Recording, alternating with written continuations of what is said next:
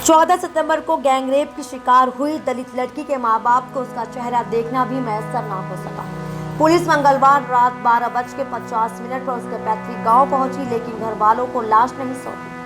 आखिरी बार बेटी का चेहरा देखने के लिए माता पिता और भाई तड़प उठे, लेकिन परिवार वालों की एक नहीं सुनी गई और रात 2:30 पर लाश को जला दी गई।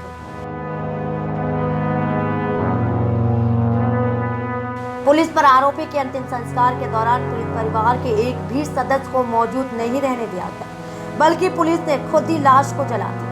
इस मामले को लेकर गांव में तनाव है। पीड़ित परिवार के समुदाय के लोग हाथरस की सड़कों पर प्रदर्शन कर रहे हैं, पुलिस और प्रशासन के खिलाफ नारेबाजी भी कर रहे हैं। सुबह जब फेसबुक खोली तो पहली खबर मिली कि हाथरस की गैंगरेप पीड़िता का अंतिम संस्कार रात में ही कर दिया गया।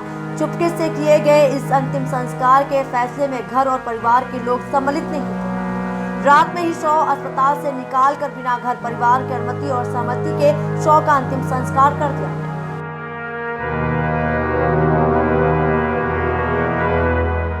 रात के अंधेरे में समस्त मानवीय और वैधानिक मूल्यों को दरकिनार करके किया गया यह अंतिम संस्कार मानवता का ही अंतिम संस्कार जैसा लगता है। यह अन्याय, अत्याचार और अमानवीयता का ही पराकाष्ठा है।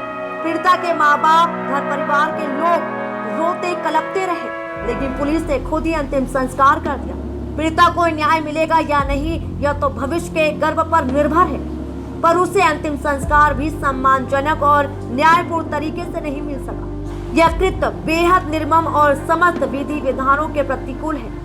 अगर शव लावारिस या लादावा है तो उस शव का उसके धर्म के अनुसार अंतिम संस्कार करने का प्रावधान है। पुलिस ऐसे लावारिस और लादावा शवों का अंतिम संस्कार भी करती है, लेकिन यहाँ तो शव घर वाले मांग रहे थे, फिर भी बिना उनकी सहमति और मर्जी के उसका अंतिम संस्कार कर दिया जाता है, जबकि पीड़िता का शव न तो लावारिस था और न ही लादावा।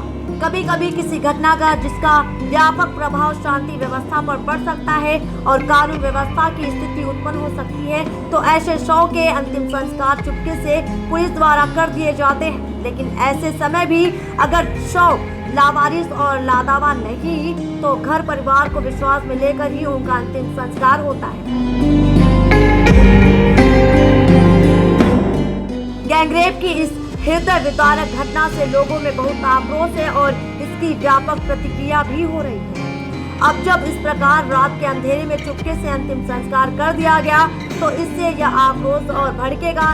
यह नहीं पता सरकार ने क्या सोचकर इस प्रकार चुपके से रात 2 बजे अंतिम संस्कार करने की अनुमति दे दी। यह फैसला निश्चित रूप से हाथरस के डीएम एसपी का ही नहीं रहा होगा, बल्कि इस पर शासन में बैठे उच्च अधिकारियों की भी सहमति होगी। ऐसे मामले जो मीडिया में बहुप्रचारित हो जाते हैं, अमूमन डीएम एसपी के फैसले लेने के अधिकार सीमा से बाहर हो जाते हैं। मुझे लगता है इस मामले में भी ऐसा ही हुआ होगा। सवाल उठेंगे कि आखिर पुलिस ने ऐसा क्यों किया और किस घातक संभावना के कारण ऐसा किया गया। सरकार कहेगी कि इससे कानून व्यवस्था की स्थिति बिगड़ सकती है, पर यह घटना और अपराध खुद ही इस बात का प्रमाण है कि कानून और व्यवस्था तो पहले से ही बिगड़ी हुई है। आधी रात का यह अंतिम संस्कार व्यवस्था के ही अंतिम संस्कार की तरह लगता है और यह सब बेहद विचलित करने वाला भी है। सवाल उठेंगे कि आखिर पुलिस ने ऐसा क्यों किया और किस घातक संभावना के कारण ऐसा किया गया। सरकार कहेगी कि इससे कानून व्यवस्था की स्थिति बिगड़ सकती है, पर यह घटना और अपराध खुद ही इस बात का प्रमाण है कि कानून और व्यवस्था तो बिगड़ चुकी है। आधी रात का यह अंतिम संस्कार व्यवस्था के ही अंतिम संस्कार की तरह लगता है और यह बेहद विचलित करने वाला भी है।